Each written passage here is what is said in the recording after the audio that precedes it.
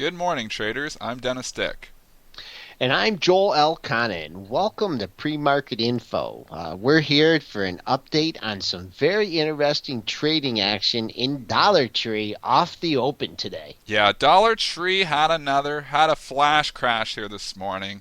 In a 1 second period right after the open, Dollar Tree falls from 47 bucks down to 38.40. And then in the next 8 seconds it rallies all the way back up to 47. We've talked about this on the pre-market info shows. We've reiterated that there is very little liquidity at the open, and especially on stocks that just reported earnings. So when a big institution or when somebody sends a large order into the market, it can really impact the price at this time. But what's interesting about this flash crash is that on the way back up, internalizers were taking advantage of the fall and they were buying from retail market sell orders as the stock climbed back up. Okay, so let's set the scenario a little bit. Bad news is delivered by Dollar Tree. Disappointment in the earnings, lower guidance. The market opens and someone comes in with a piece to sell. Yeah, market opens at 47.75 here, and then the stock starts to sell off. But none of these trades, if you look at them, are very big. It's all 100, 200, 300 shares, but trading actively here in the first second. But then in the next second, the stock price starts to fall, and you can see on the chart it actually falls so quickly and rallies so quickly, it just shows up as one bar here. But it ends up falling all the way down to 38.40. So if we just look at the trades as they scroll by, here's the price and here's the size. You can see it's all little stuff. So it's not like a huge big sell order is here. It's just simply a bunch of small orders. So I'm not sure if you've triggered some stops here as the stock's price starts to fall and then that just continues to fall, or if some institution was sending just a large algorithm just sending in smaller orders for a large quantity. But as you can see in the first second there, it falls from 47 to 45, and then in the next second it really starts to fall. Right, and as you could well imagine, under this scenario, there's a lot more sell stops on the book than there are bids. That's just what happens. Is there is stop orders out there on stocks like this. People, traders put stops, and as soon as the price goes through there, it starts getting executed. And as you can see, like it falls from 45 to 44 here, basically in just a few prints. So there's really nothing even between this 45 and 44 area. There's just no liquidity off the open. High frequency traders do not provide liquidity off the open because there's too much risk. They want to wait until the price stabilizes, and then they'll start providing liquidity. And especially on a stock that's uncertain, that just had earnings, they're not providing liquidity at all, and you don't have the traditional liquidity providers anymore. Those traditional liquidity providers have been pressed out by the high frequency traders.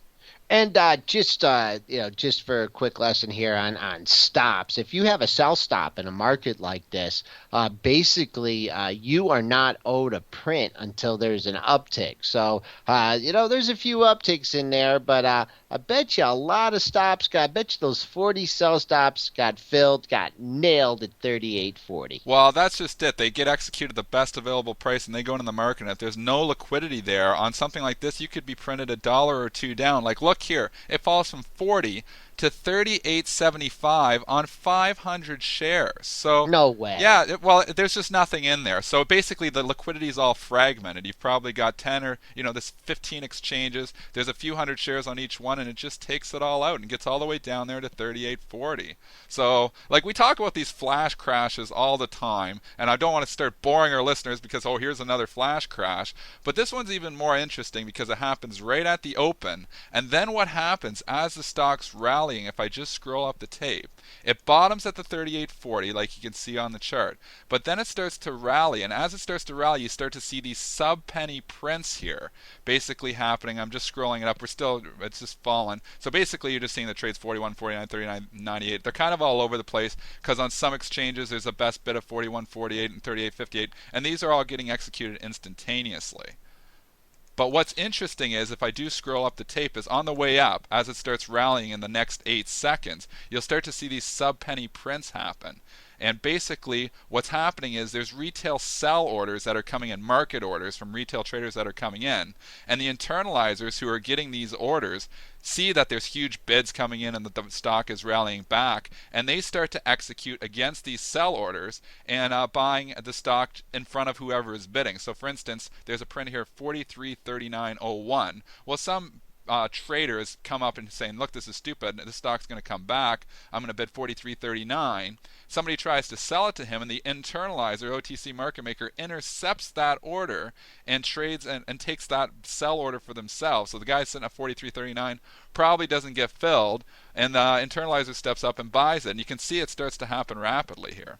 Yeah, 2 points here. One is if you have a position in an issue and something like this happens, let's say Dollar Tree, let's say you're fortunate enough to have a short position, you have to put your bid out on the way down, because if you don't have your bid on the way down when there's momentum going down, what Dennis just discussed, the internalizers are going to jump ahead of you. I mean, we've both traded in situations like this when, there's just a crazy move in the stock and you want to get in and you're bidding, you're bidding even, you're bidding a quarter. Sometimes you bid a half of a point above the market, and no matter what, you're still not going to get it, because an internalizer, if you go half bid, they're going to come in a sub penny ahead of you and get that. If you go 3/4 bid, they're going to, even if you're wrong, they'll jump in front of you. Yeah, they're jumping in front of the bid, and that's what you can see. It's rapidly starts to happen here because they've realized here, well, this is just some ridiculous price move down.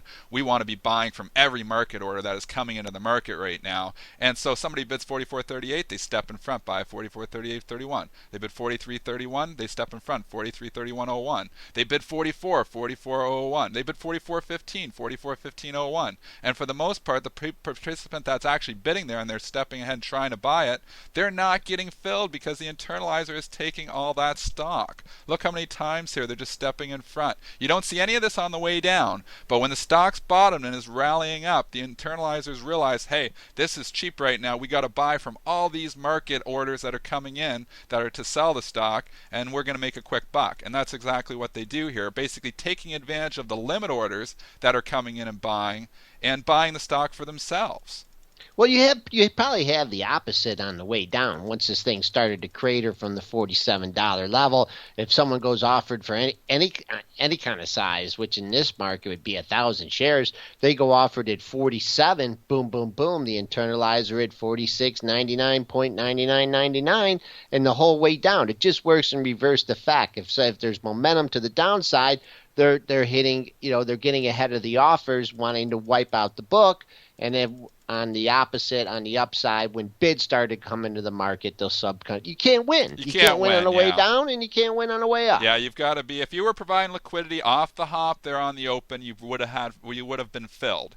But once it started rallying, and if you're trying to come in and buy this thing, quickly, a second or two later, and you're putting your bids out there, they're stepping ahead. There's high frequency penny jumpers that are probably stepping ahead of your orders, and then there's the internalizers that are stepping ahead of the high frequency penny jumpers. It's a big game of leapfrog.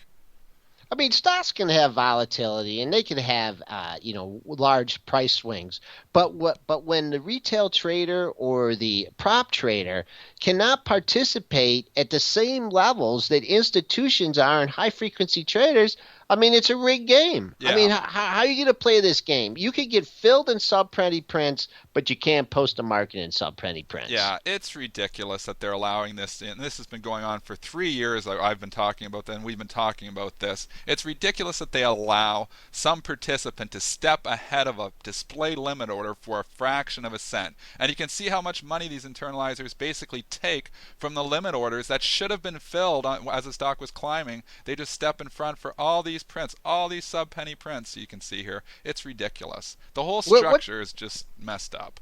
What's it going to take for the regulators to I mean, this is now, you take the night debacle and then you take everything that goes on every week. It's just building itself, into a frenzy. When is our government going to take a look at it? Well, better, maybe not. I mean, if the government gets involved in it, then it could get worse, right? Yeah, I don't know. Like they're trying, and this has been something that has been the SEC has been looking at for a long time.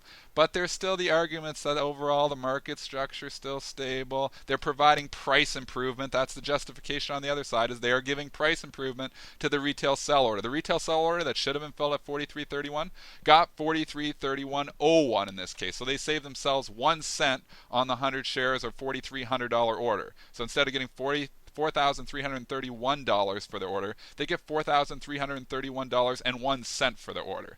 That's the justification. They're saying that that's what they go by, and they say they're providing this price improvement. But our argument would be they're stepping in front of this limit order trader, and they're taking that money away from him.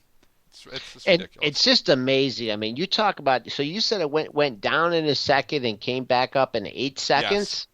Okay, and that just to show you how unwarranted that trading activity was, is look at Dollar Tree now. Since 1025, has traded in basically a 33-cent range Yeah. between 47.31 and 47.64 Yeah. for the past almost 25 minutes. Yeah. I mean, so that just makes an incredible case that this activity here was driven by computers and should not have taken place. Well, it's driven by the lack of computers really off the hop. Like the high frequency traders say all the time that they provide liquidity, but they're not providing liquidity off the open. And that's why you can have, a bunch of 100-share orders hit some stops, and all of a sudden the stock falls $8 or $10. So you can't really blame the high frequency traders for knocking it down here, but you can say, I'm just trying to argue that they don't provide liquidity all the time. And at these times, these critical times when the market opens,